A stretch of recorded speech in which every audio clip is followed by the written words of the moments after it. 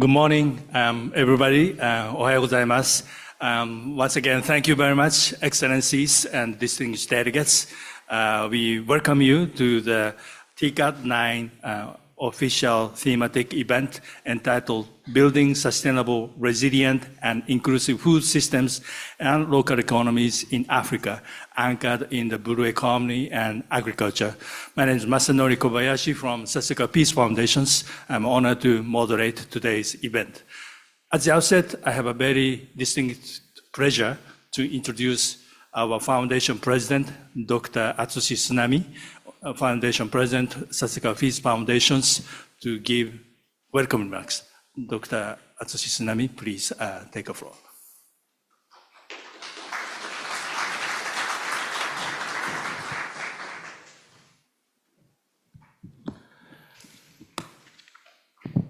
Okay.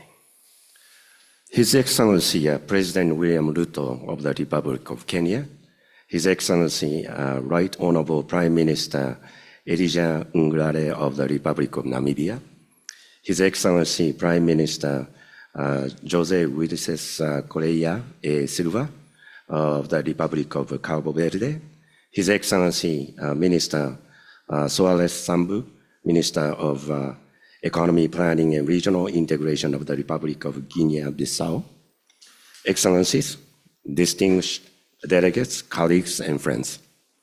It is my great honor to welcome you to today's thematic event of the 9th Tokyo International Conference on African Development, TICAD9. The Sasakawa Africa Association, in collaboration with the Sasakawa Peace Foundation and supported by the Nippon Foundation, is pleased to host this event entitled Building Sustainable, Resilient, and Inclusive Food Systems and Local Economies in Africa, anchored in the blue economy and agriculture. This event aims to promote high-level dialogue between Africa and Japan to address priority policy issues and advance meaningful partnerships.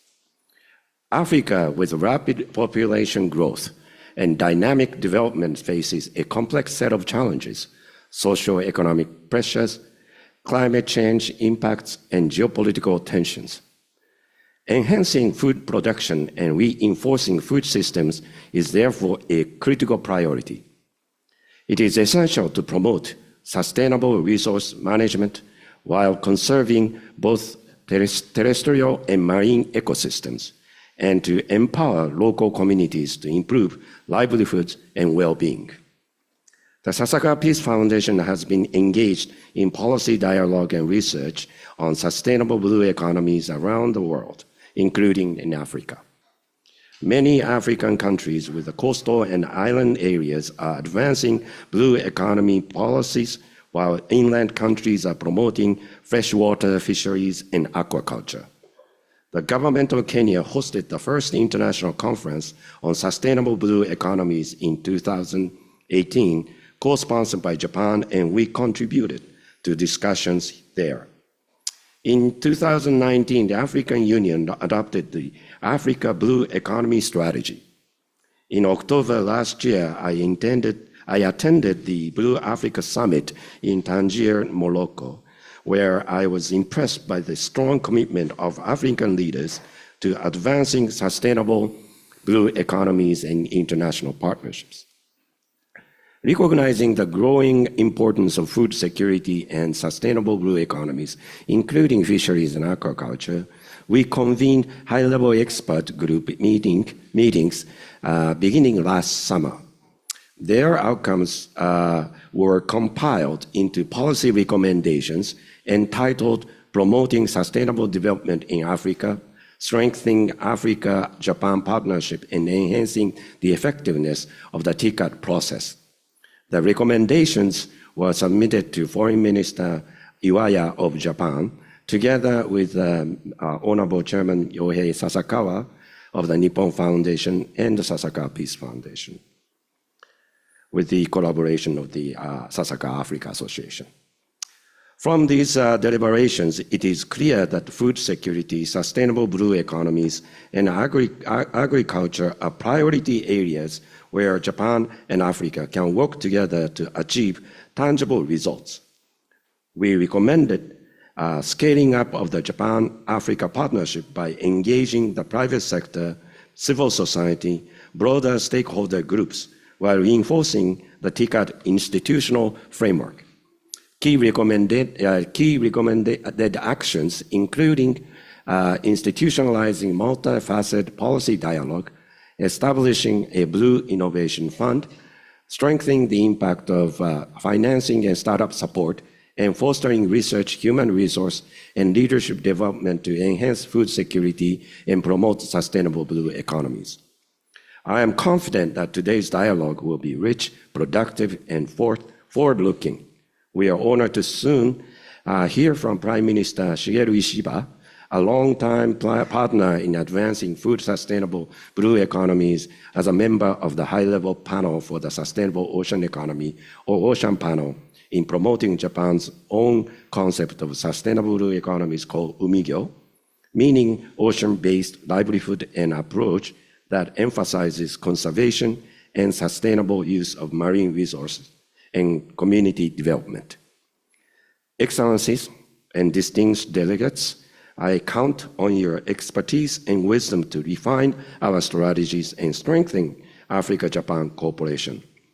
Let us work together to advance the TICAD process, foster partnerships, and achieve sustainable development for Africa. Thank you very much.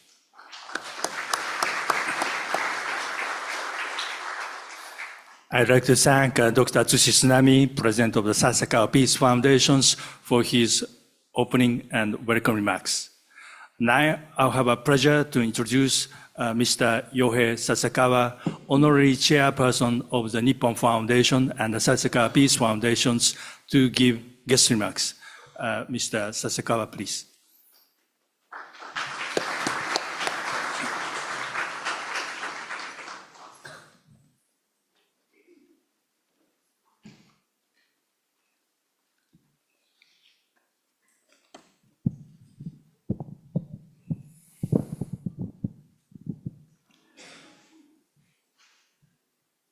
Excellencies, distinguished guests, and the participants, it is my pleasure to welcome you to this symposium co-hosted by the Sasakawa Peace Foundation and the Sasakawa Africa Association. For over 50 years, we have been engaged in a wide range of humanitarian activities across Africa in the area of public health, with a strong focus on leprosy elimination, agricultural assistance, and the development of human resources. In particular, our agriculture program, led by the Sasakawa Africa Association, began in response to the devastating famine that struck Ethiopia in 1984. This initiative was launched by former US President Jimmy Carter, Nobel Peace Prize laureate and champion of the Green Revolution, Dr. Norman Borlaug, and my father, late Ryoichi Sasakawa, whose goal was to increase food production for Africa's smallholder farmers. Since then, we have kept this effort going without interruption and continued it to this day. I must honestly say that it was not an easy road, but supported by our spirit of never give up and our strong commitment to our principle of working with the farmer. We have been able to continue our journey. Based on these experiences in Africa, I recently had the opportunity to meet with our partners from Africa for frank and open discussions under the theme of how can Japan work together with Africa? Through these exchanges, we arrived at a shared understanding that Africa's sustainable development depends on two pillars: strengthening food security and advancing the blue economy. And for this, the most essential key lies in the development of capable and dedicated human resources. On the importance of human resources development, there is an instructive and thought-provoking story here in Japan that I would like to share with you.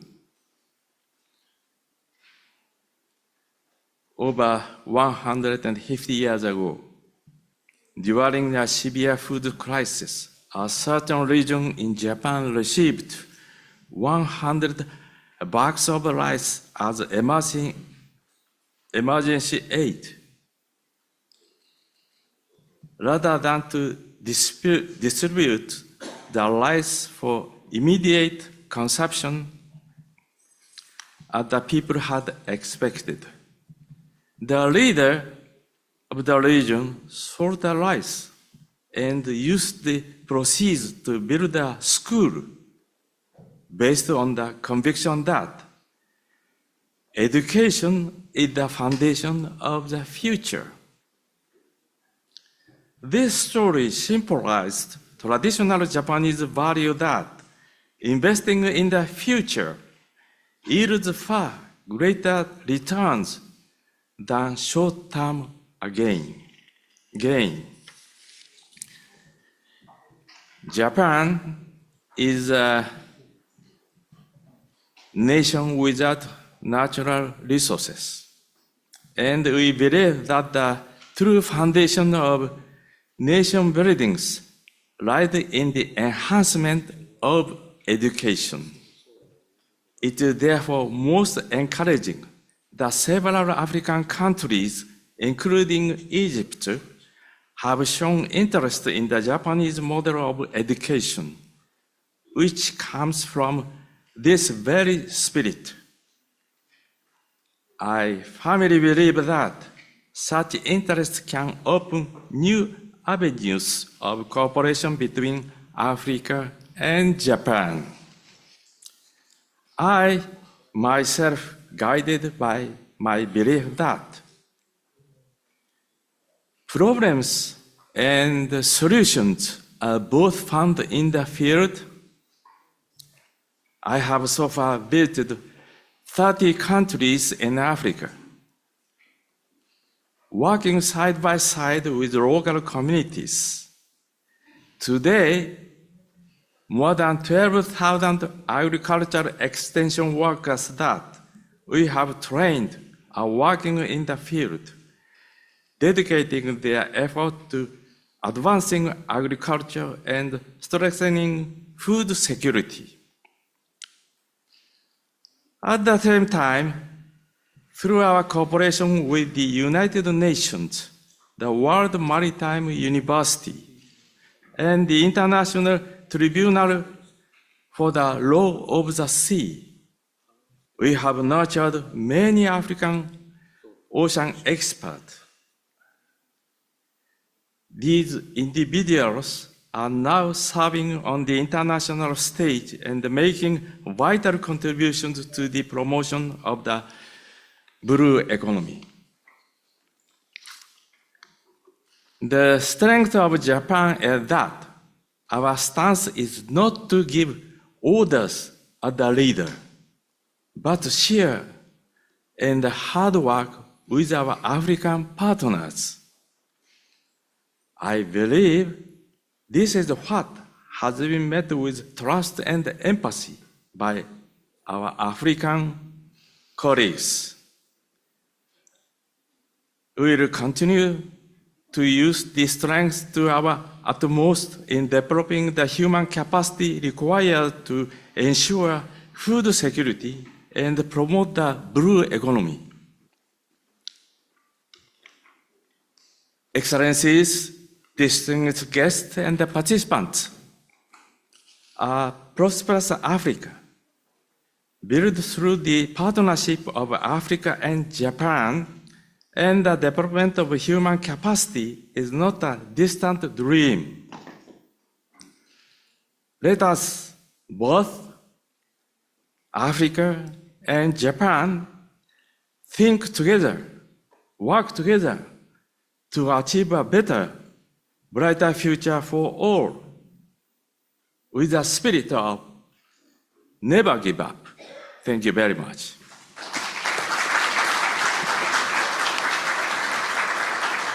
Thank you very much for Honorary Chair Yohei Sasakawa for very inspiring and passionate remarks. I was just informed that Prime Minister Shigeru Ishiba is now entering the room.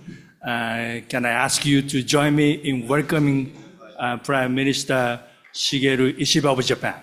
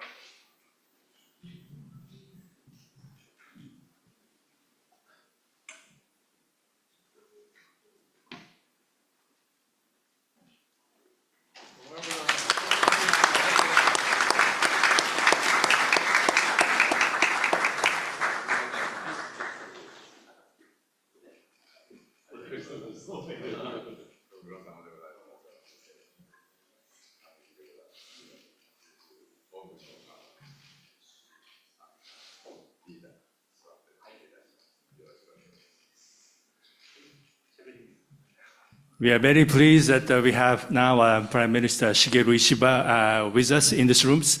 May I invite Prime Minister Ishiba to take our floor. それでは石破総理、大変お忙しいところありがとうございます。特別講演の方、よろしくお願いいたします。皆様おはようございます。日本国内閣総理大臣石破茂であります。アフリカ各国からご参加の皆様、笹川日本財団名誉会長、須波笹川平和財団理事長、鈴木笹川アフリカ財団理事長、ご列席の皆様方、本日はアフリカにおける持続可能、包摂的、対応力ある食料システムと地域経済の未来、ブルーエコノミーと農業の視点からと、これにお招きをいただきました感謝を申し上げます。アフリカからお越しの皆様方は、なんだ日本はアフリカより暑いじゃないかというふうにお思いかもしれません。最近日本はめちゃくちゃ暑いです。今日もことのほか暑いです。私の責任ではありませんので、どうぞご容赦をいただきたいと思いますが、これは気候変動が著しいものがございます。日本は近年非常に気候変動によります災害が続発をいたしております。やたらと大雨が降ります。このようなことも解決をしていきたいというふうに思っております。今日、国際社会は紛争による人道危機やエネルギー、食料危機、防災、先ほど申し上げました気候変動を含む地球規模の課題など、複合的な危機に直面をいたしております。中でも食料安全保障は人間の安全保障を実現するため、最も重要な課題の一つであります。アフリカにおきましては、過去には農産物の生産量の増加が見られる一方で、人口の増加により消費量も著しく増加をいたしており、特に米、小麦、その多くを輸入に頼っているというふうに承知をいたしているところであります。アフリカでは現在も半分以上の労働人口が農業に従事をしておられます一方、単位面積あたりの収量は世界平均に未だ届いておりません。農業の生産性の向上は依然としてアフリカの大きな課題でございますが、持続可能、包摂的、対応力のある食料システムをいかに構築するかと、この本イベントのテーマは非常に意義のあるものと考えておるところでございます。日本もそんなに大きなことが言えたぎりではありませんで、というのを英語に訳すのは結構難しいと思うんですが、カロリーベースで言えば、日本の食料自給率は 38% しかございません。これは日本の大きな課題でございますが、自給率が低いという根本的な原因は、日本とアフリカでは違っております。どのようにして食料自給率を高めていくかということについて、アフリカと皆様方と議論をし、答えを見出すことには非常に大きな意味があると。過去農林水産大臣を務めました私はそのように考えておるところでございます。今年1月の AU 特別首脳会合におきましては、AU の全部の加盟国によりまして、カンパラ包括的アフリカ農業開発プログラム宣言が採択をされたところでございますが、その際にフードバスケット構想が打ち出されました。このフードバスケット構想は、アフリカ各地の特性を生かして、地域別に優先作物を選定をして、国境を越えて流通させるという構想でございます。強靭な食料システムの構築を通じて、アフリカ大陸の食料自給率を高めることを目的とした、このイニシアティブを我が日本国は強く支持をしておるところでございます。日本には技術や人材育成のノウハウ、課題解決策を現地と人と一緒に作り上げる現場主義というものがございます。練り米の開発がよく知られているところでございますが、これはシェラレオネのジョーンズ博士による研究と、日本人専門家の坪井さんとの現場での実践が実を結んだものでございます。カウンターパートと一緒に汗を流すことが大事であると。このモットーのもとで、アフリカの農家の皆様方に丁寧に栽培法をお伝えをいたしました上で、種もみを渡して、多く収穫できた種もみを周囲の農家の皆さん方に広げていくと、こういうやり方で練り米は普及をしてまいりました。現在ではアフリカ54カ国中23カ国で高品質の米の収量増が実現したと、このように承知をいたしているところでございます。本日から始まりました TICAD9 では、日本、アフリカ双方の強みを生かした解決策を共に追求する革新的な課題解決策の競争をテーマに掲げておるところでございまして、この方向性と軌を一にする農業、水産業の分野での日本の取り組みをご紹介をいたしたいと思います。ある日本の企業はアフリカの農家の方々に最適な水や肥料の投入量、散布スケジュールを提供する仕組みを通じた協力を行っております。衛星やセンサーから取得をした補助のデータが AI により分析をされているというものでございます。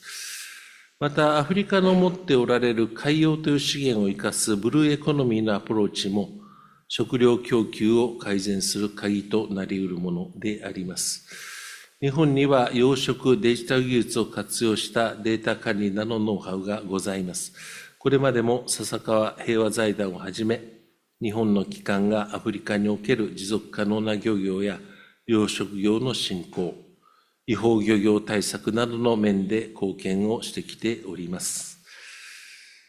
JICA のアフリカ食料安全保障イニシアティブにおきましては、2.5 億人の分の食料生産や 9.2 万人の栄養改善、そして小規模農家12万戸の所得向上等を通じて、アフリカの強靭な食料システム構築に協力をしております。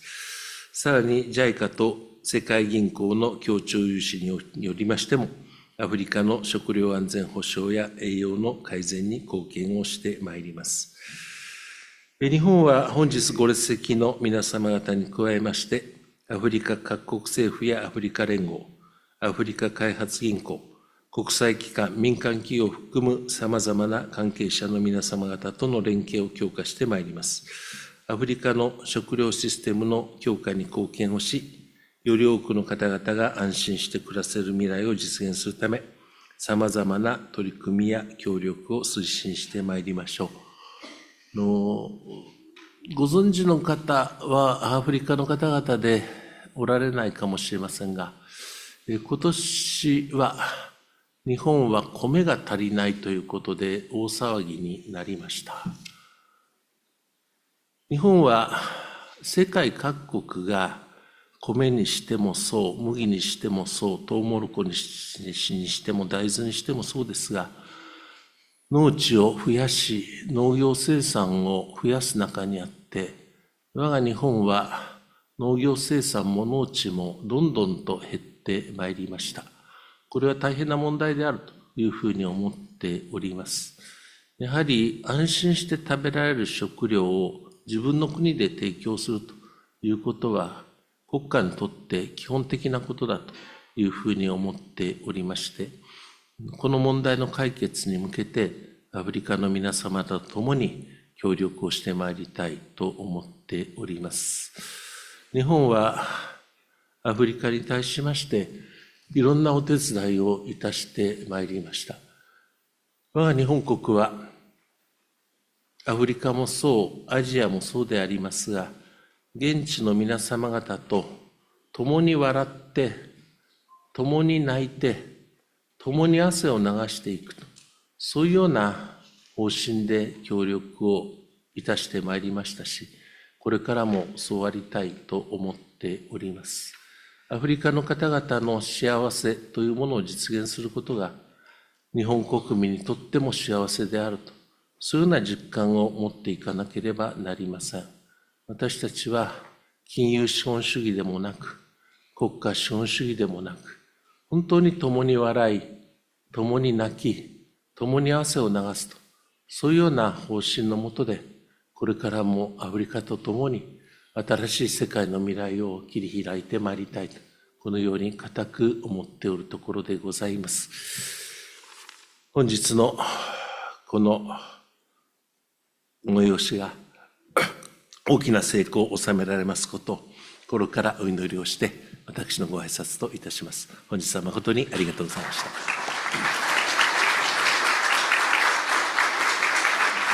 Thank you very much, Prime Minister Ishiba, for his very encouraging and insightful special address. I'd like to invite Excellencies speaking in the subsequent sessions to join Prime Minister to take a group photo.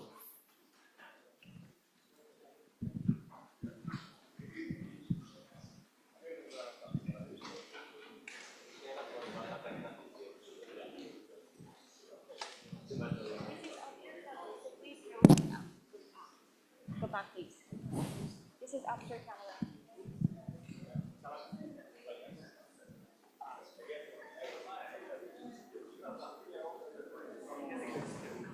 Excuse me?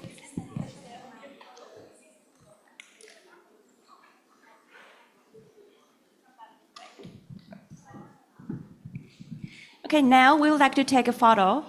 We will take photo twice. The first shot, please look at the official camera. We'll take photo. 3, 2, 1, smile please. Thank you. So next, please cross your arms and hold hands with the person next to you, like this.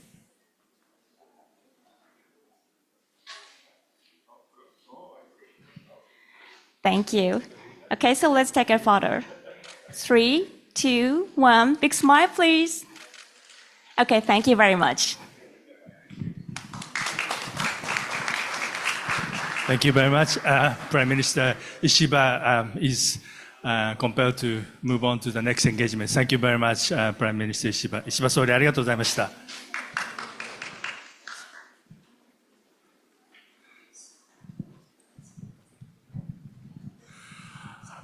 We will now move to the next high-level panel discussions. Please bear with us just for a minute that we will change the setup on the stage.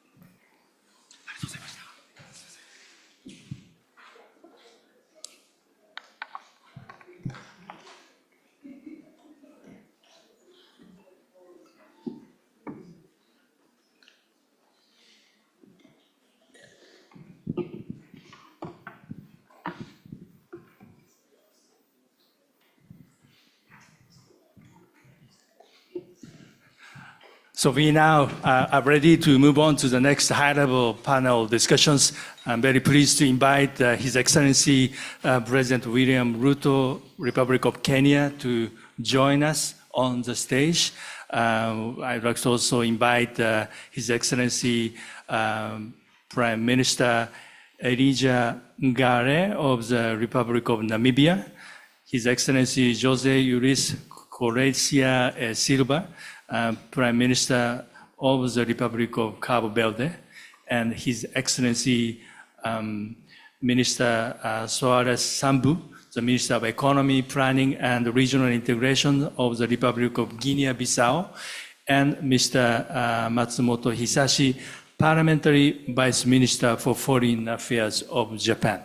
I welcome Excellencies on this high-level panel. Thank you very much.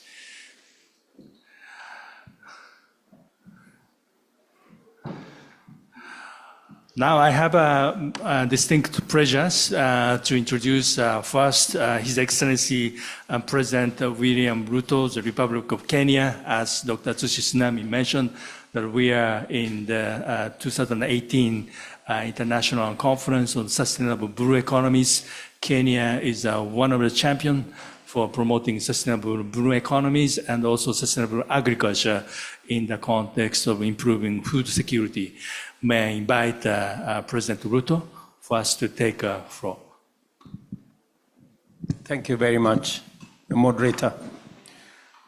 Indeed, it is a pleasure for us to participate in this very important occasion where we are discussing sustainable blue economy resources and agriculture.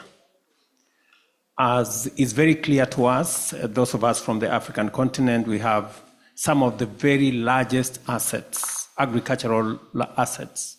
In fact, it is estimated that 2/3 of the world's uncultivated arable land is in Africa.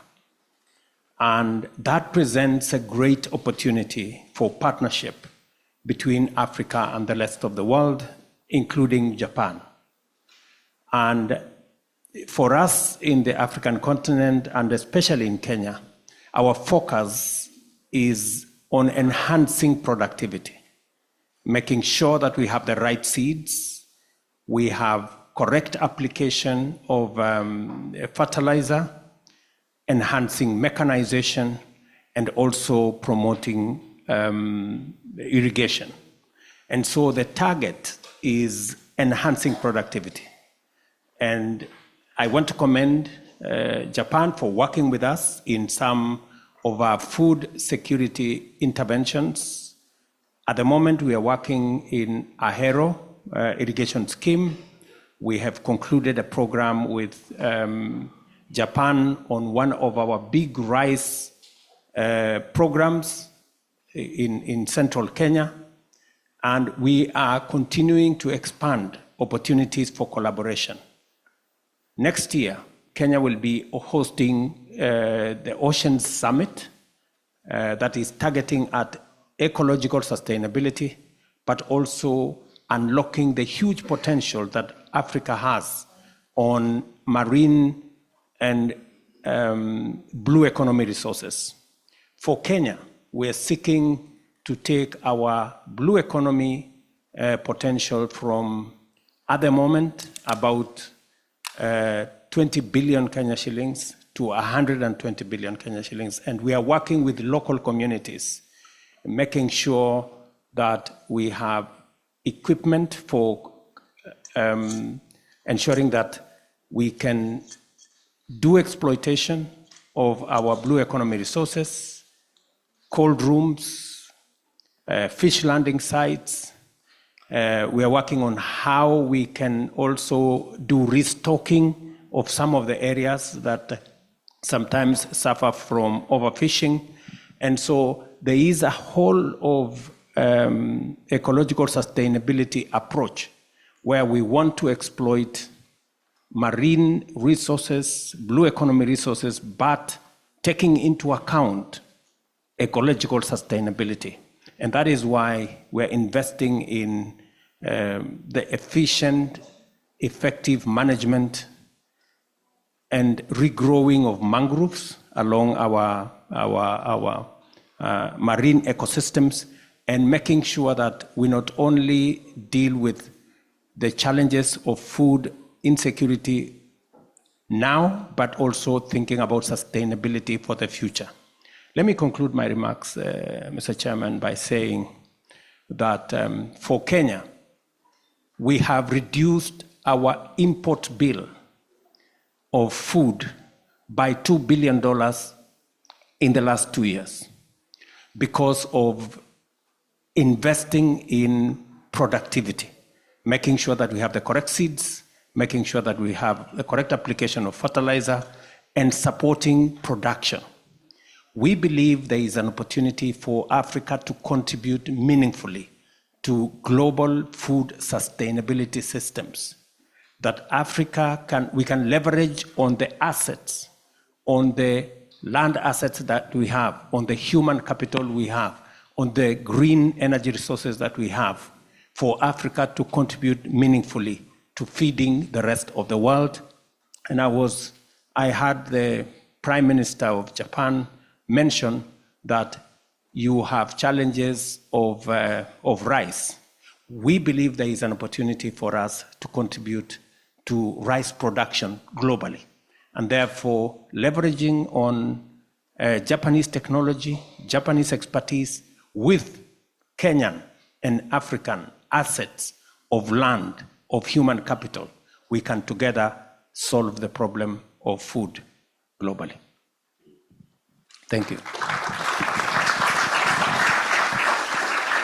Thank you very much, President Ruto, and underlining the importance of this sustainability. We are very much excited about supporting our ocean conference, 11 our ocean conference in Kenya next year. We really look forward to it. Thank you indeed for your very informative update on the progress and the challenges faced by Kenya. Now I have a pleasure to introduce His Excellency Julius Correa Silva, Prime Minister of the Republic of Cabo Verde. Obrigado, and please take a floor. Obrigado. Nós também somos do ponto de vista que o desenvolvimento da economia azul e da agricultura são uma prioridade para a África. Estes dois setores podem contribuir significativamente para a redução da insegurança alimentar, a diversificação das economias e o aumento do comércio regional e internacional, intra-africano e da África com o resto do mundo. Como muitos outros países africanos, Cabo Verde é um pequeno país insular em desenvolvimento, exposto a secas severas devido à nossa localização no corredor do Sahel. Mas como muitos outros CIDs, pequenos estados insulares em desenvolvimento, temos muito mais mar do que território terrestre. Dada a realidade de um país saeliano e com os efeitos das alterações climáticas a fazerem-se sentir, decidimos em Cabo Verde investir fortemente na dessalinização de água e na reutilização de resíduos de águas residuais e na utilização generalizada e massificada da rega gota a gota para a irrigação na agricultura. Decidimos investir fortemente no fortalecimento do nexo água-energia renovável para reduzir os custos da produção de água, nomeadamente para a irrigação. Com tecnologias, investigação e conhecimento adequados, devemos produzir agricultura. Em Cabo Verde dizemos, se chover, damos graças a Deus. Se não chover, temos que produzir agricultura na mesma.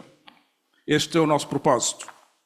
Devemos produzir agricultura para reduzir a insegurança alimentar, reduzir as importações e aumentar a coesão territorial, nomeadamente no mundo rural.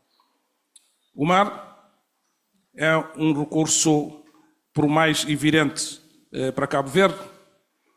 Temos muito mais território marítimo e zona económica especial do que território terrestre. A nossa zona económica especial é do tamanho do estado de Texas, dos Estados Unidos, com importantes recursos para o desenvolvimento do turismo, a pesca, a aquacultura, a biotecnologia azul, transshipment e operações portuárias. Grande parte do emprego e de rendimentos e das exportações de Cabo Verde resulta da conjugação da economia azul com o turismo e, basicamente, e muito do turismo de sol e praia. Acreditamos que com a investigação aplicada, o conhecimento, a qualificação profissional e a promoção de empreendedorismo ligados à economia azul, teremos as condições para crescer mais e desenvolver mais na base destes setores que estão muito ligados ao mar. Na agricultura e na economia azul, criam-se também oportunidades para o investimento privado, com ecossistemas que incentivam a inovação e a produtividade. Aliás, o essencial da produção, o essencial da exportação é realizado e deve ser realizado através do setor privado.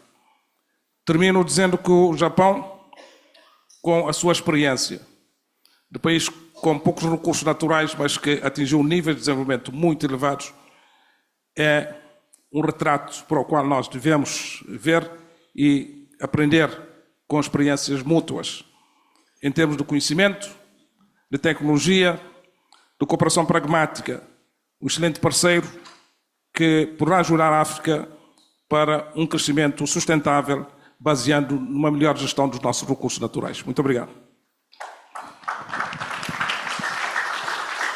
Obrigado. Thank you, Prime Minister Correa Silva. I think Cabo Verde, situated off the coast of continental Africa, strategically very important in promoting maritime security and marine resource management. We hope that we can exchange good practice to support Cabo Verde as well. I now have a pleasure to introduce His Excellency Prime Minister Elijah Ngare, the Republic of Namibia. May I invite you to take a Prime Minister. Arigato. Thank you very much. We live in a world that is rapidly changing. Technological advancement is reshaping our future in ways we never imagined. This code of technology is good and brings the world and Africa together in what was called in the early 90s as Global Village, which in the context of Africa can also be called a modernized global African village. This topic, therefore, is apt and timely. We need to develop resilient and sustainable strategies that not only grow our economies in Africa, but strategies that also enhance economic growth and sustainable development, strategies which make it necessary for the African youth to be happy and empowered to be wealthy. It speaks to the Africa we want and the AU Agenda 2063. Africa is well endowed with arable land, yet food security remains a real challenge to many families, largely due to climate shocks such as the prolonged drought and floods coupled with soaring food prices. This calls for increasing investment in agricultural projects to enhance food security, accelerate food production, and reduce dependency. We need to embrace sustainable farming practices, invest in research and innovation, enhance access to technology. Technology transfer between Japan and African countries is therefore critical. Furthermore, introducing smart agricultural projects, promoting agro-processing value chains, and advancing climate-resilient agriculture are vital components. In all this, we need access to new technologies. For a coastal state like Namibia, the blue economy offers hope, not only for our people, but also for our neighbors who, in the spirit of good neighborliness, are now sea-linked. The challenges of connectivity between and among African countries cannot be ignored, as it speaks in turn to cross-border trade challenges. Investing in transport, especially port infrastructure, is vital. In order to enhance cross-border trade, we can sustainably use and share ocean resources to grow our economy, improve our livelihoods, and create jobs for our people without disrupting the health of our ocean ecosystems. We can fast-track economic growth and produce energy and food while conserving marine and fresh water environments and promoting water tourism. Namibia recently launched its NDP 6, and it includes blue economy and outlines strategies and methods to be used to achieve those goals over the next 5 years. In Namibia, our blue economy encompasses fisheries and aquaculture, transport and logistics, mining, water and sanitation, as well as tourism. Namibia is of the view, Your Excellencies, that it is paramount that through TICAD, we place greater emphasis on strengthening continental value chains across all sectors, most especially the agricultural and mining sectors, which are strategically important to our continent. Through focused efforts, we can scale up manufacturing and industrial development priorities if we are to develop and grow our local economies. As I conclude, SMEs are vital to economic development. They form the backbone of most of our economies and are owned by women and youth. Hence, the need for them to be assisted, capitalized, especially by the Africa Free Trade, integrating informal sector into mainstream economy will enhance value addition.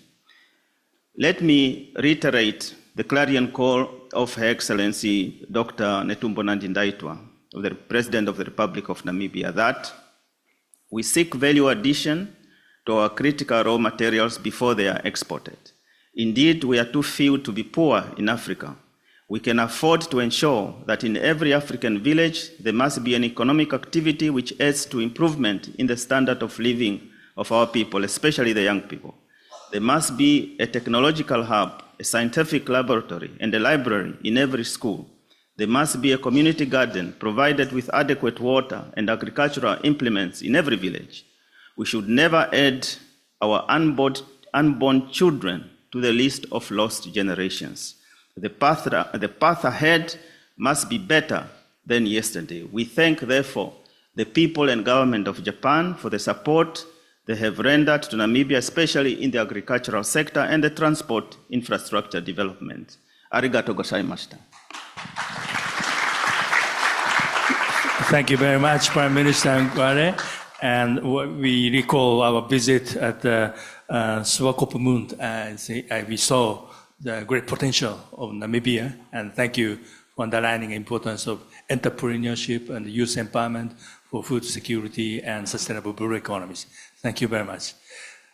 Now I have a pleasure to introduce Minister Suarez Sambu, Minister of Economy Planning and Regional Integration, Republic of Guinea-Bissau.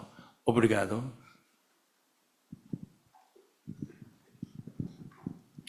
Obrigado, Sr. Moderador.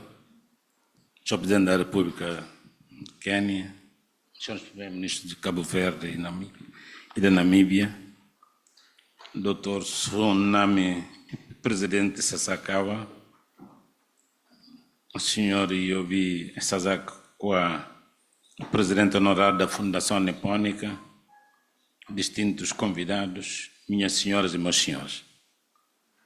Permitam-me, para em nome do Presidente da República da Guiné-Bissau, General Massoco Embalo, saudar aos ilustres convidados e agradecer o convite a ele formulado.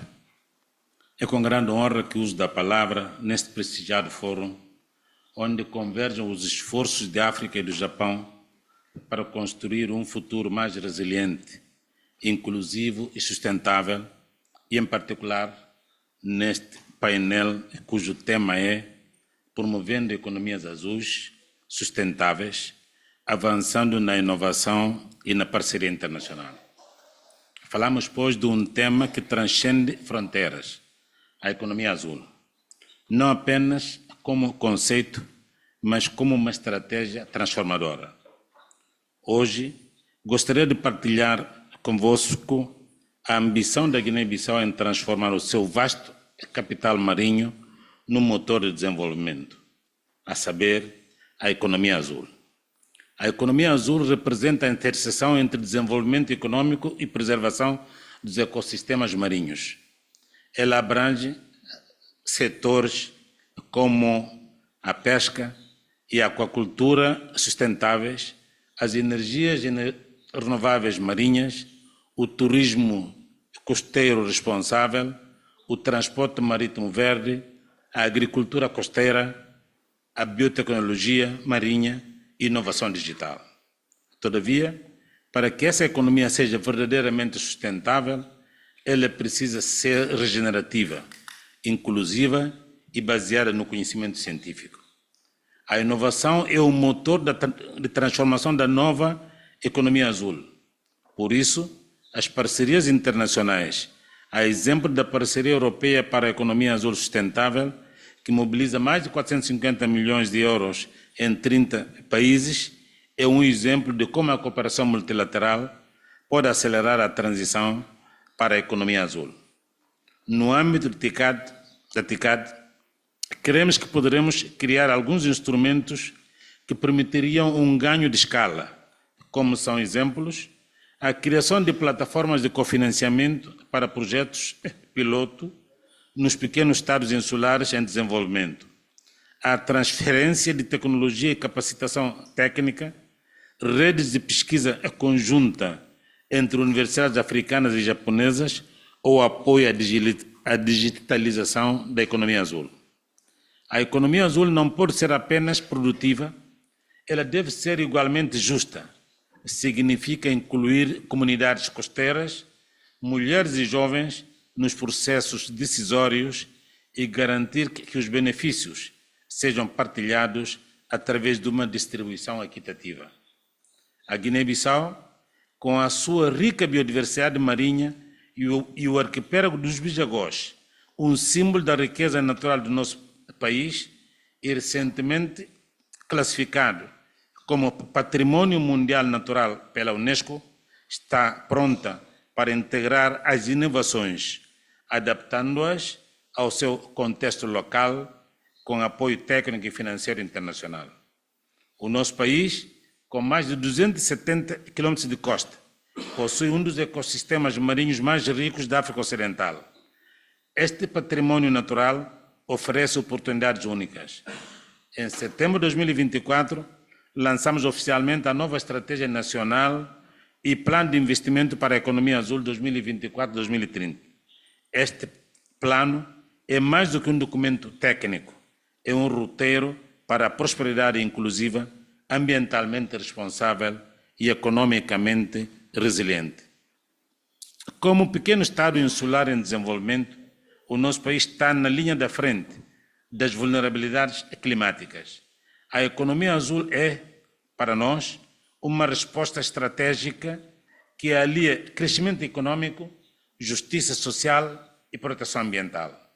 O nosso país reconhece o papel estratégico do Japão como parceiro técnico e financeiro e, através da TICAD, pretendemos beneficiar de apoios à capacitação técnica em energias renováveis marinhas, promover investimentos em cadeias de valor da pesca, do turismo, fortalecer a investigação científica e a monitorização oceânica e desenvolver plataformas de financiamento verde e azul.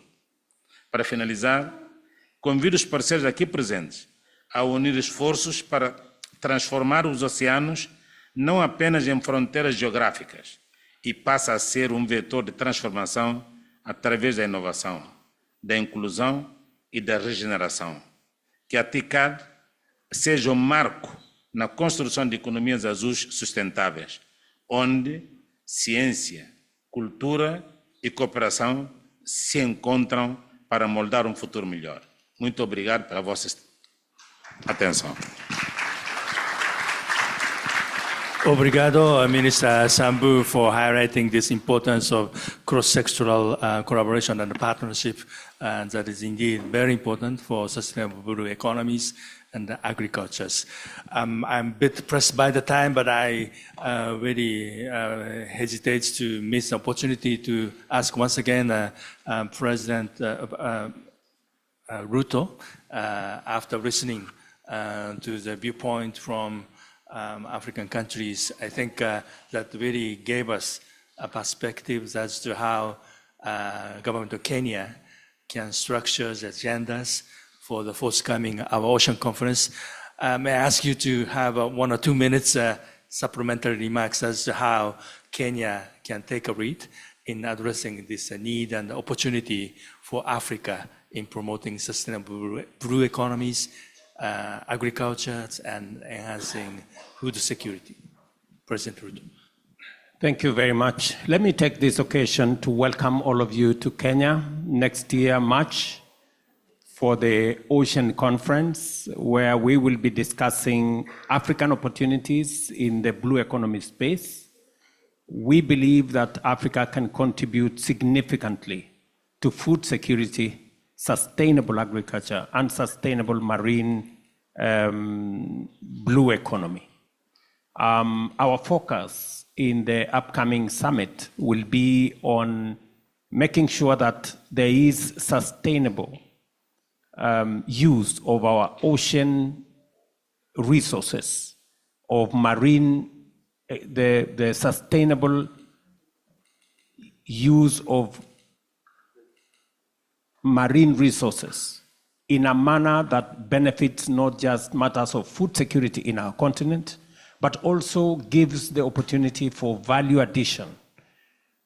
As things stand today, most of what comes out of our oceans and rivers either does not find its way into the market because of post-harvest losses, which we will be looking at interventions in ensuring that there are cold chain facilities, fish landing sites, making sure that there is sufficient value addition capabilities, using expertise, using technology, using knowledge that has been gathered globally, and using that body of knowledge, expertise, equipment, and capabilities to sustainably harvest and use African resources for the betterment of not just our continent, but as we contribute as a continent to food security globally. And therefore, this will be an opportunity for us to exchange experiences, for us to look into new knowledge, areas of research, making sure that we harness the body of knowledge that has been gathered for the progress of the world. And therefore, Mr. Chairman, we are looking forward to a very exciting moment. We will be asking Japan to see whether they can support the youth segment, because we intend to have a whole youth involvement segment. The statistics show that in our continent, majority of the farmers, majority of the people in the agricultural sector are older people. We want to make sure that we bring young people, their energy, their expertise, their knowledge, their innovation into the agricultural space. And therefore, it will be an exciting moment for us as a continent to host this Ocean Conference in Kenya. And we invite Japan to partner with us as we work with the rest of the global community. Thank you very much, President Ruto. And we see quite vast potentials and areas for our collaborations, including this youth empowerment and engagement in blue economies and sustainable food systems. Thank you indeed, President Ruto, for your supplementary remarks. I have a pleasure to introduce Mr. Hisashi Matsumoto, Parliamentary Vice Minister for Foreign Affairs of Japan. He was actually at the 3rd UN Ocean Conference in Nice, France, last June. He was very articulate in addressing these potentials and challenges for blue economies. May I invite Vice Minister Matsumoto to take a floor. それでは松本政務官お願いいたします。Thank you, Chairman. Excellency, distinguished guests and participants, this is my great honor that I remark on this official side event. I have listened to the remarks from Excellencies with great interest regarding the construction of sustainable, resilient, and inclusive food system in Africa. What is Japan's strength?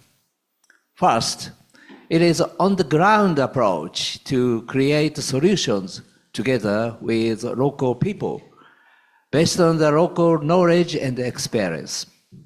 Second, it is Japan's long-standing approach and efforts for human resource development. Japan has been working on the infrastructure development in Africa, such as irrigation and field development.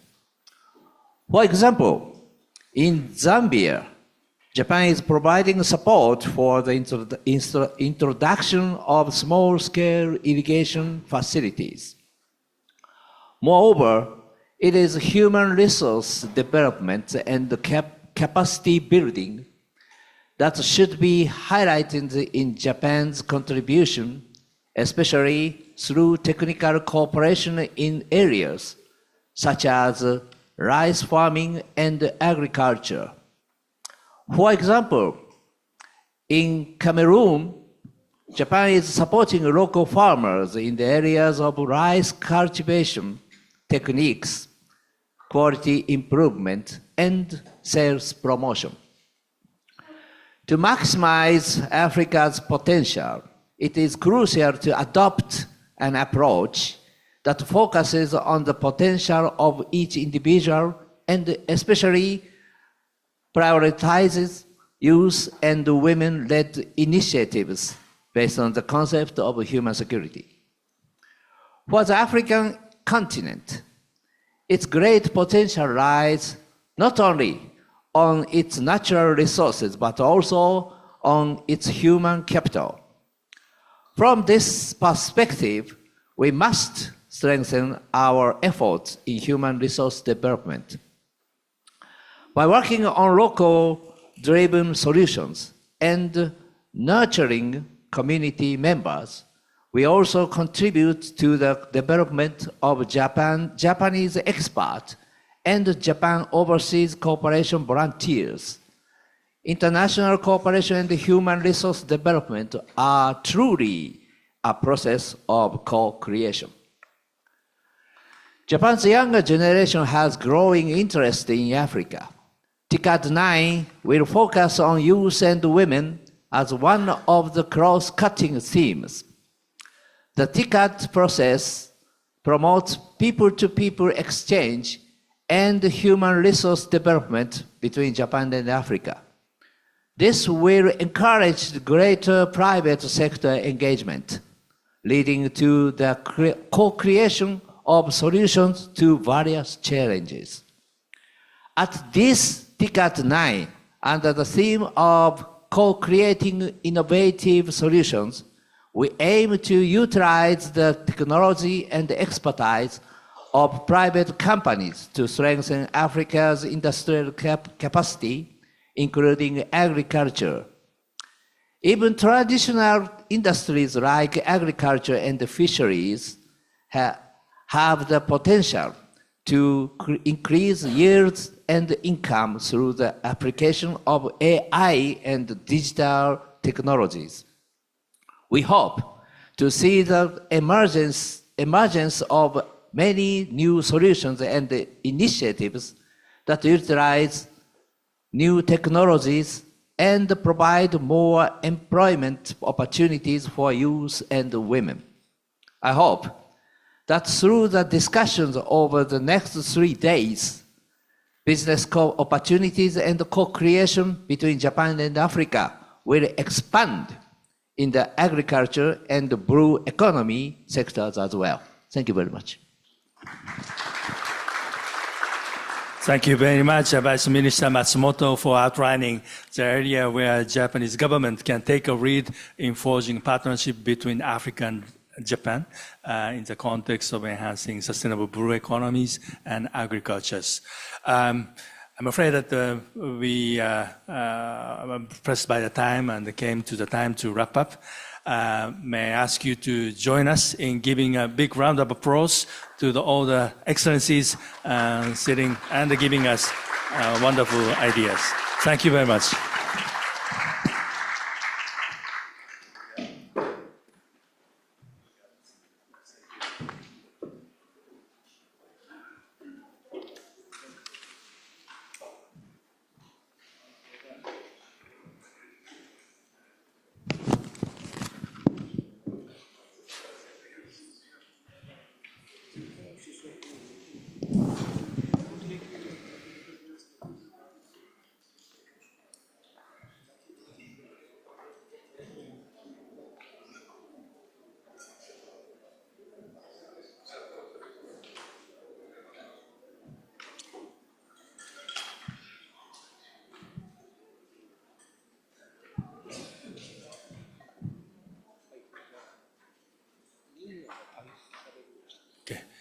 So thank you very much again for the excellencies for joining us in this event. I understand that Minister Sambu also need to move on to the next engagement.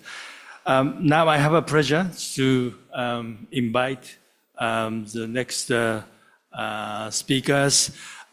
His Excellency Ambassador Mose Biarakati.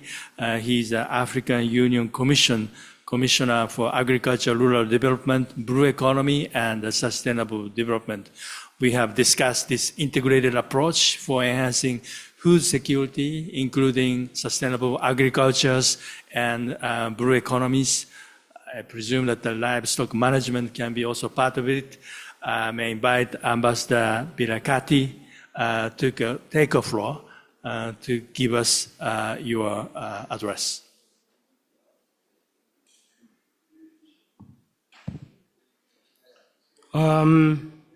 Thank you very much, Director of Ceremonies. Your Excellency, the President of the Republic of Kenya, Mr. William Ruto, Your Excellency Jose Ulysses, Prime Minister of the Republic of Cabo Verde, Your Excellency Elijah Gurare, Prime Minister of the Republic of Namibia, distinguished heads of government, honorable ministers, Mr. Yuhei Sasakawa, honorary chairperson of the Nippon Foundation, representatives of the Sasakawa Peace Foundation and the Sasakawa Africa Association, esteemed ladies and gentlemen. It is a great honor for me and a privilege to address you today at this important TICAD9 site event. I bring warm greetings from the African Union Commission chairperson and express our deep appreciation to the government of Japan, the Sasakawa Peace Foundation, and the Sasakawa African Association for their unwavering commitment to Africa's transformation journey, especially in agricultural development, youth empowerment, and food systems resilience.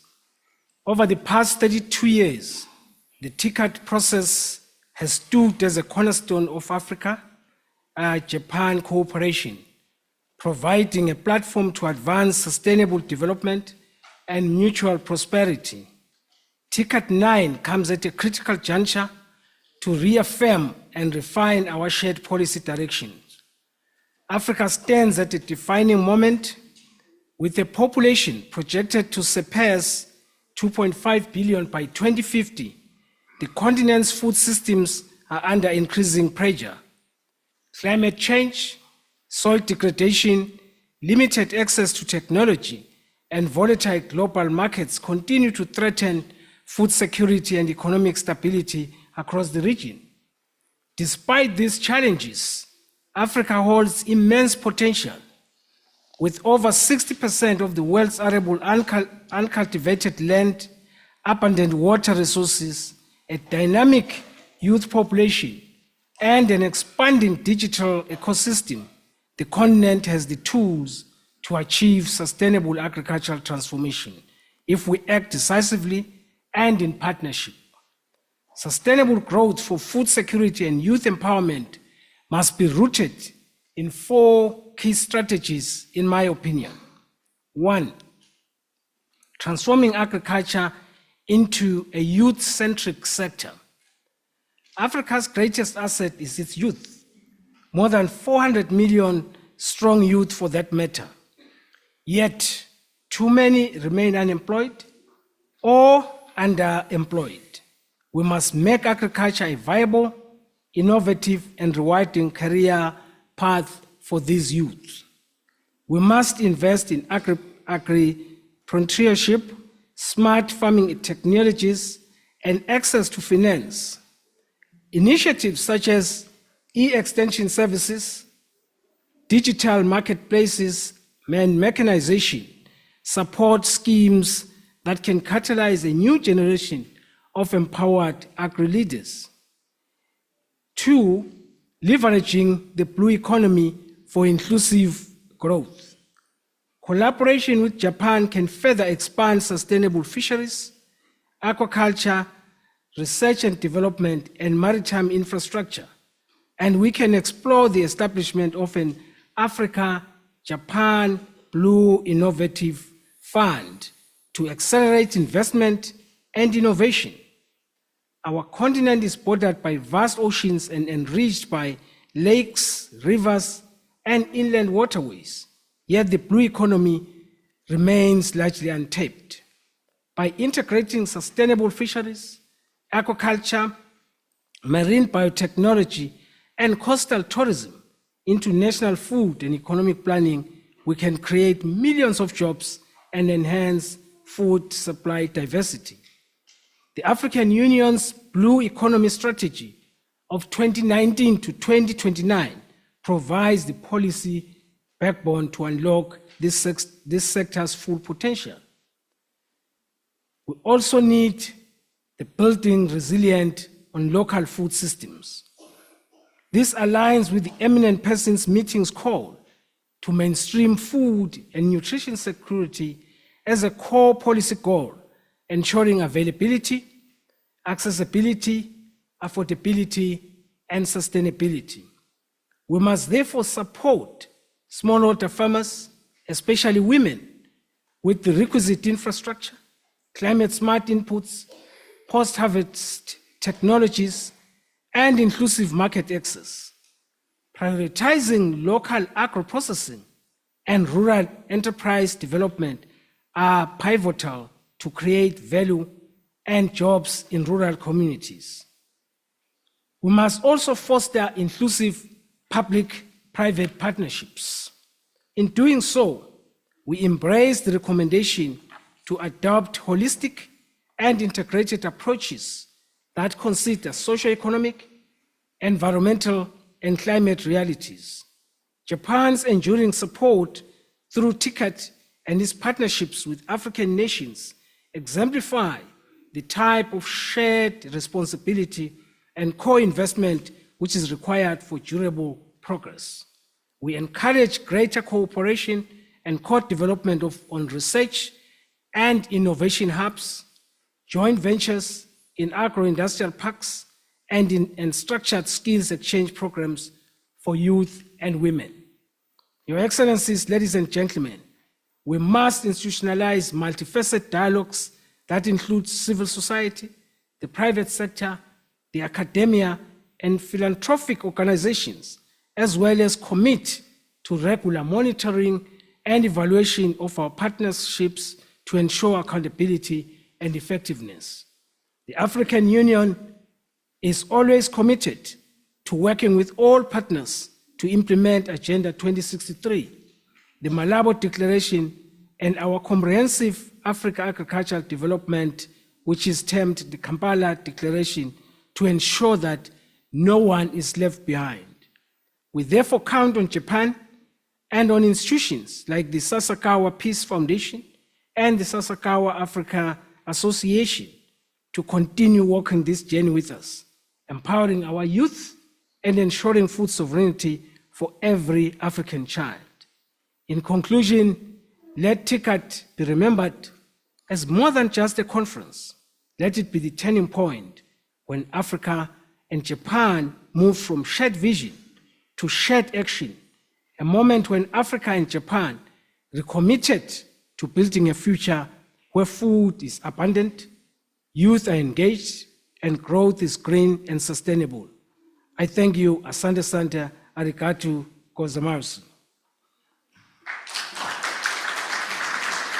Thank you very much, Ambassador Birakati, for your very insightful remarks. The point you raised really resonate with what we have been discussing over the past months and years in terms of enhancing food and nutrition security, promoting sustainable agriculture and blue economies. I now have a pleasure to introduce Dr. Martin Furegene, Director of Agriculture and Agro-Industry of the African Development Bank. May I invite Dr. Furegene to take the floor.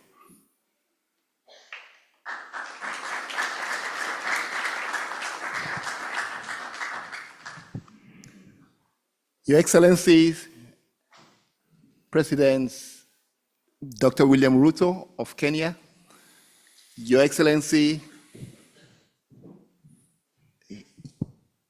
Ulysses Correa Silva, thank you, Prime Minister of Cabo Verde, Your Excellency Elijah Ngurare, Prime Minister of Republic of Namibia, Your Excellency Suarez Sambu, Minister of Economy, Planning and Regional Integration, Mr. Hishashi Matsumoto, Parliamentary Vice President for Foreign Affairs, Ministry of Finance, Mr. Shigeru Ishiba, Mr. Yohei Sasakawa, the Chair of the Nippon Foundation, Mr. Shushi Tsunami, the President of Sasakawa Peace Foundation, Dr. Amit Roy, our good friend and colleague, Chairperson of the Sasakawa Africa Association, Mr. Suzuki, the President of Sasakawa Africa Association, distinguished ladies and gentlemen, I bring you greetings from Dr. Akinwumi Adesina, the President of the African Development Bank, who is supposed to have made this address, but is unable to join us at this time. He sends his greetings especially to his good friend, Mr. Yohei Sasakawa. He said I should greet you specially. I also want to share with us here today the experience of the African Development Bank in the last 10 years in the implementation of its second corporate priority, which we call Feed Africa. If there is something that you will go away with from today's speech, is that in the last 5 years, all we have learned is that there are 5 pillars if you want to transform agriculture. The first one is you need to have technologies, be it production technology, be it value addition, be it digital technologies, to reduce the transaction cost of finding credit for farmers or finding markets for farmers. You need technologies.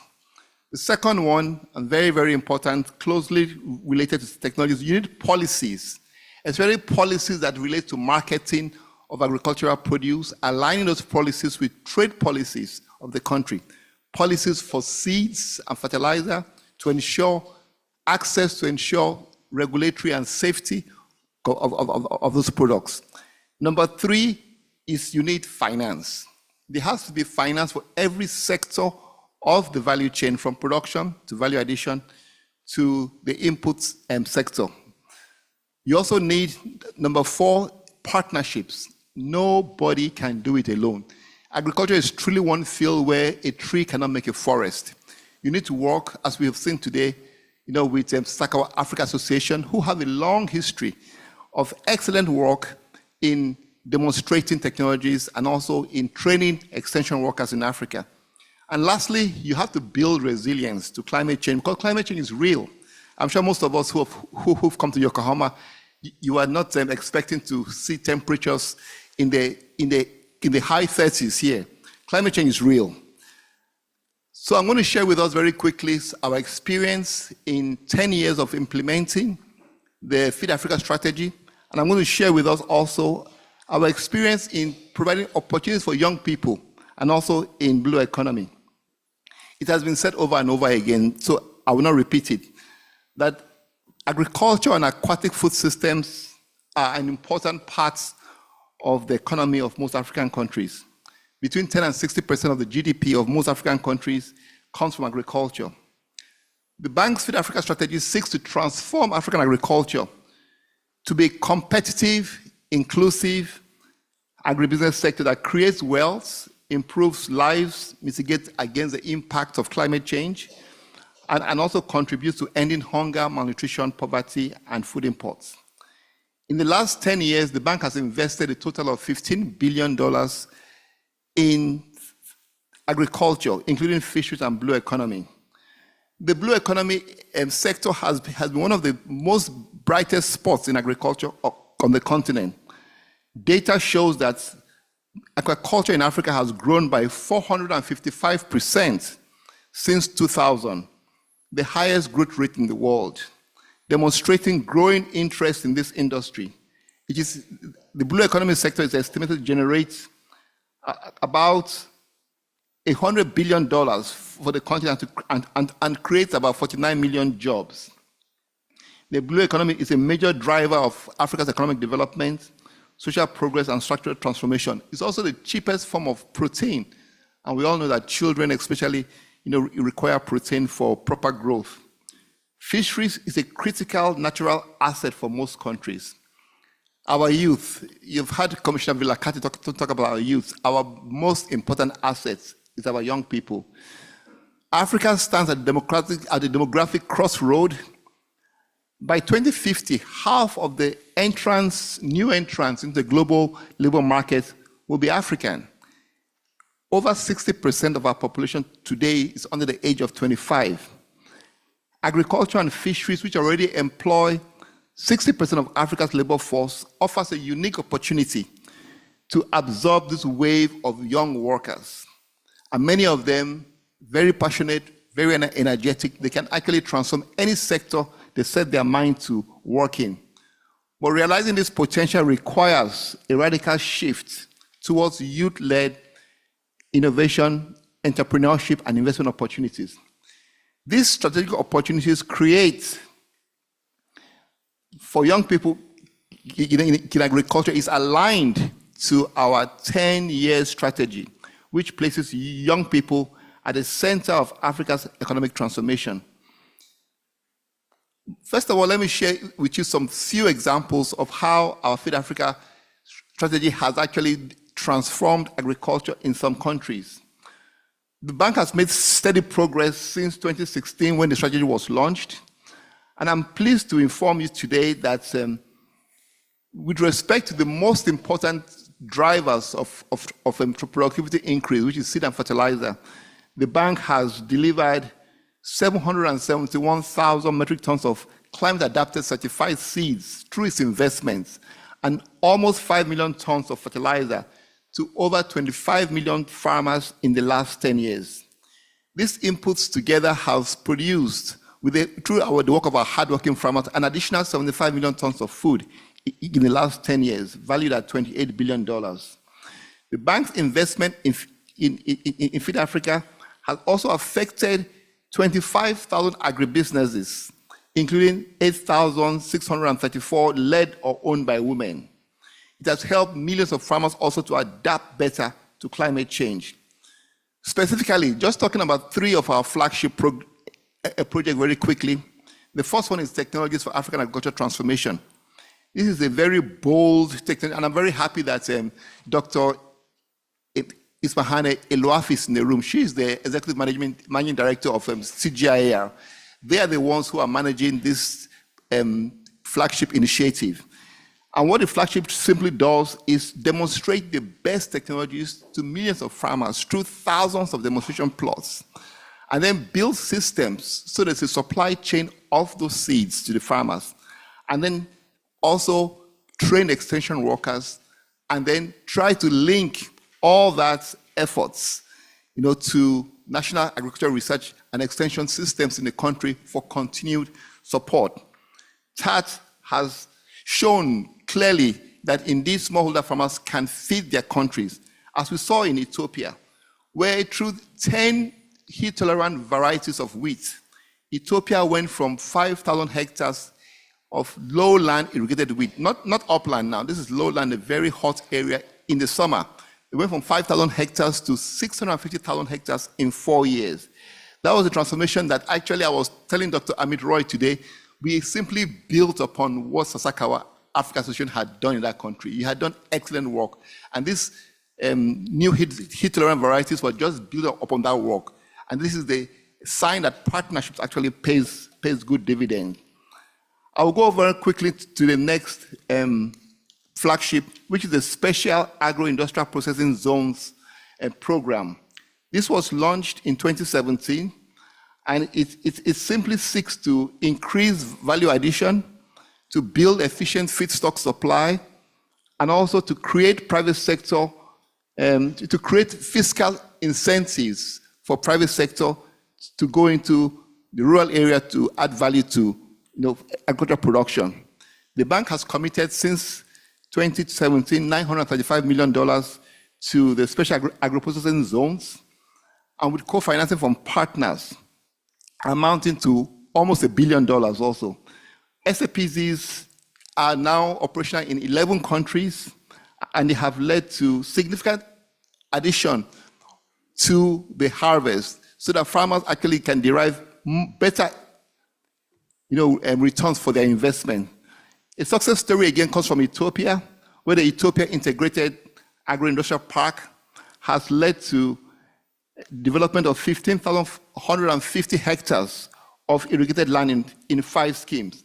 The park creates a market linkage for over 900, almost 1 million farmers.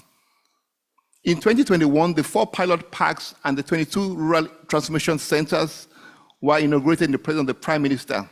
7 investor companies are now operational, engaged in the process of 8 products, and have generated export earnings of about $34 million, and Ethiopian local currency, 650 million from the local market. If you add TATs and if you add SAPZs, you can see that indeed production and value addition is the way out for African agriculture, because that way you not only create value for the farmers, you create employment, and you also create economic progress for the rural areas. The last flagship that I'll talk about is our Enable Youth. I talked about young people, and this Free Africa is looking for opportunities for young people. The Enable Youth program is a flagship of the bank, and it has invested $670 million in the last 10 years also across 18 countries. Enable Youth supports youth engagement in 3 ways. First of all, providing training, incubation, and mentorship.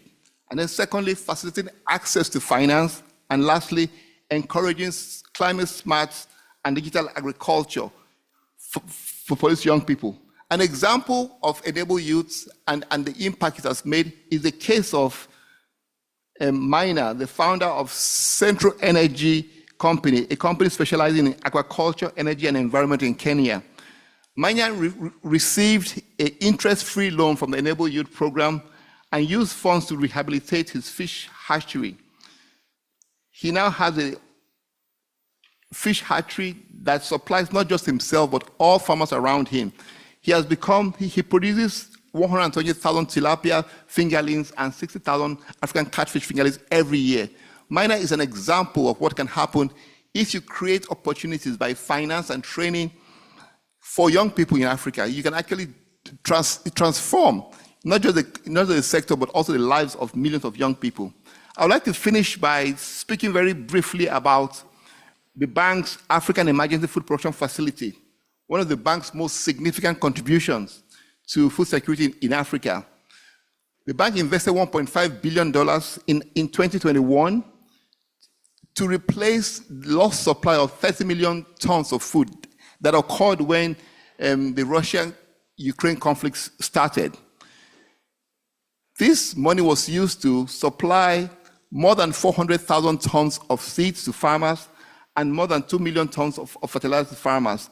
And we have tracked progress of this particular intervention. I can tell you that more than 43 million tons of food have been produced. We work very closely with the AUC on this. And it's an example of what can happen when you put in the hands of farmers inputs, technology, and training. In conclusion, I'd like to say that partnerships has been key to all this. In 2023, the bank held a high-level summit of heads of states in Dakar, whereby we brought together 34 heads of states and 75 ministers of agriculture to discuss how to eventually resolve the problem of dependency that during COVID-19 and also during the war of Ukraine and Russia showed that it can be very costly. And the heads of state discussed compacts for each country. How do we resolve this gap between supply and demand in our countries? And I'm pleased to announce that since then, the bank has invested about $5 billion in 41 compacts in the different countries. And also the bank is beginning to partner, not just with the country, but also with development partners like JICA. JICA actually invested in 3 of the countries, in Nigeria, Tanzania, and also in Cote d'Ivoire, investing in seed and fertilizer. Partnerships are very, very key. In conclusion, I would just like to say that Your Excellencies, ladies and gentlemen, the bank stands ready to support, even going forward, transformation of African food systems. As the theme of TICAD says, co-create. We're ready to co-create both with our Japanese development partners, JICA, and also with Sasakawa Africa Association. We're also willing to co-create with our regional member countries to ensure that Africa can finally put to rest all these questions of lack of food sufficiency, and also put to rest rural poverty and the lack of opportunities for our young people. I thank you very much for your time and for your attention. Thank you.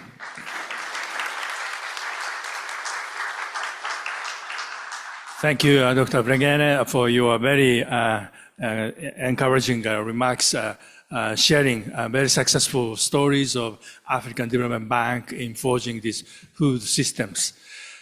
Now I have a pleasure to introduce Dr. Amit Roy, the chair of the Sasakawa Africa Association. He has been giving us a very useful and important guidance to prepare for this thematic event discussions. I really appreciate Dr. Amit Roy for your guidance and your advice. I hope we have really lived up to your expectations of having rich discussions. May I ask Dr. Amit Roy to take a floor to give us concluding remarks. Thank you very much for that introduction. I have the distinct honor of summing up and making a statement of the way forward of all the discussion that has happened. So let me start with, given the time constraint that you have given us, I'll start with Your Excellencies, distinguished guests, ladies and gentlemen. All protocols are observed in the interest of time. As we draw this important symposium to a close, our shared commitment to advancing sustainable, resilient, and inclusive food systems in Africa stands stronger than ever. We began with a high-level panel discussion, and you heard all of them, who reminded us that the resilient food system demands leadership, innovation, and partnership, bringing together government, private sectors, civil society, and especially youth and women. Their frank and inspiring exchanges set the tone for this symposium. The address by His Excellency the AAU Commissioner, Ambassador Moses Vilakazi, he underscored the issue of food security, nutrition security, and most importantly, the engagement of youth and women in this whole development process. The address by my good friend Martin, talking about the advances that have been done under the leadership of my good friend Akin Adesina, highlighted the central role of youth and investment. And what I gathered from it is that from Feed Africa achievement to enabling youth program, we are reminded the transformation has started, and it is time to scale it up and take it continent-wide all across Africa. As we conclude, there are three messages that stand out. Africans, including youth and women, must be at the center of transformation as leaders and innovators. The blue economy and agriculture together can drive jobs, nutrition, and sustainability when guided by knowledge and responsibility. Partnership that deliver results are the only way forward. Ladies and gentlemen, we just heard over and over again that Africa is very well endowed with resources and has huge potential. It is now time to redouble our efforts to maximize this potential for the benefit of Africa and rest of the world. Let us lead here not only with the Sasakawa Peace Foundation, Sasakawa Africa Association commitment, but with a collective determination, all of us together, to strengthen collaboration, share knowledge, and embrace innovation. By uniting our diverse strength, we can build a thriving ecosystem where food security, economic growth, and environmental stewardship go hand in hand. On behalf of Sasakawa Africa Association and Sasakawa Peace Foundation, I want to thank the government of Japan, the African Union, the African Development Bank, and especially the Nippon Foundation for its long-standing support. Together, let us embark on this journey with a renewed ambition and shared purpose toward a future where Africa's food systems are model for resilience and prosperity for the rest of the world. Thank you. Thank you very much, Dr. Amit Roy, for reflecting the thrust of our very rich discussions that we had over the past 1.5. With this, we really successfully address building sustainable, resilient, and inclusive food systems and local economies in Africa anchored in blue economy and agriculture. I really thank you for your attendance. With this, I'd like to conclude our official thematic event of TICAD9. I wish you all the pleasant stay and fruitful deliberations in the course of TICAD9. Thank you very much.